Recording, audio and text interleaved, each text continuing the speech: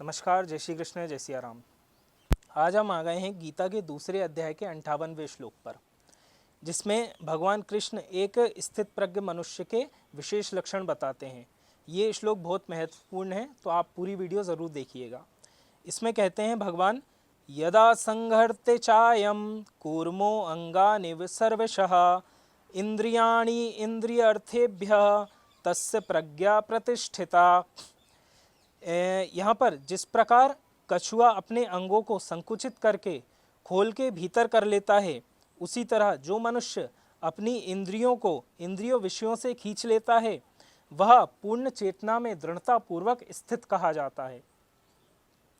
किसी योगी, भक्त या आत्मसिद्ध व्यक्ति की कसौटी यह है कि वह अपनी योजना अनुसार अपनी इंद्रियों को वश में कर सकता है, किंतु अधिकांश व्यक्ति ऐसा नहीं कर सकते, और जो व्यक्ति ऐसा करता है वह स्थित प्रज्ञ कहा जाता है। यहाँ पर इंद्रियों का वर्णन किया गया है। तो हमारी इंद्रियाँ कितनी होती हैं? कृपया करके जिन्हें ज्ञान हो वो कमेंट बॉक्स में लिख के बताएं। हमारी कुल 10 इंद्रियाँ होती हैं। 5 कर्म इंद्रियाँ, 5 ज्ञान इंद्रियाँ। 5 ज्ञान इंद्रियाँ होती हैं, केवल यहाँ पर हमारी यहाँ तक सीमित रहती हैं।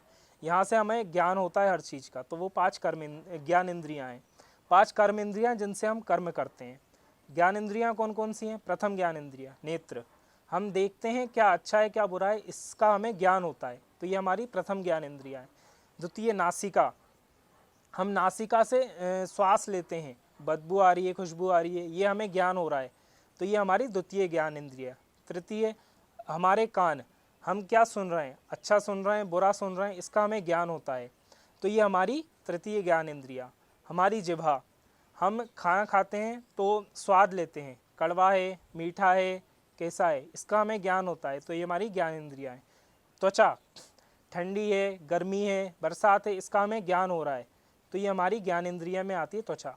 इसी तरह हमारी 5 कर्म इंद्रियाँ हैं जिनसे हम कर्म करते हैं। पैर, इससे हम चलते हैं, तो ये हम कर्म कर रहे हैं। हाथ, इससे हम कर्म करते हैं, कुछ भी चीज़ उठाते हैं तो इससे हम कर्म कर रहे हैं, तो ये भी हमारी कर्म इंद्रिय में आती है। मुख से मैं अभी बोल रहा हूँ, तो ये मेरा कर्म हो रहा है, तो ये भी कर्म इंद्रिय में आता है। और 2 हमारी है गुप्त इंद्रियाँ, जिससे हम शरीर को स्वच्छ लगते हैं, मल मूत्र का त्याग करते हैं, तो वो हमारी गुप्त इंद्रियाँ होती हैं। इसी तरह हमारी 10 इंद्रियाँ होती हैं। तो भगवान यहाँ कह रहे हैं जो ऐसी 10 इंद्रियों पर काबू कर लेता है वह स्थित प्रज्ञ कहा जाता है। यहाँ पर एक कछुए का उदाहरण दिया गया है, कूर्मो कहा गया है। कूर्मो का अर्थात होता है कछुआ। जिस प्रकार एक कछुए को आप कभी भी देखेंगे तो उसे आप जैसे छुएंगे तो वो अपने हाथ पैर और मुख को अंदर खींच लेता है, तो वो अपने सारे अंगों को अंदर खींच लेता है, मतलब उसे ज्ञान होता है कि कुछ बाहर खतरा है, इसलिए अपने अंगों को अंदर खींच लेता है। और फिर जब उसे ज्ञात होता है कि कोई खतरा नहीं है, फिर अपने बाहर निकाल लेता है। तो इसी तरह भगवान कह रहे हैं, तो एक कछुए के भांति जिस प्रकार कोई भी मनुष्य अपनी इंद्रियों को तभी प्रकट करता है जब उसे कुछ कर्म करना होता है या फिर कुछ सही काम करना होता है। हर जगह कोई भी ज्ञानी पुरुष अपनी इंद्रियों को प्रकट कभी नहीं करता है।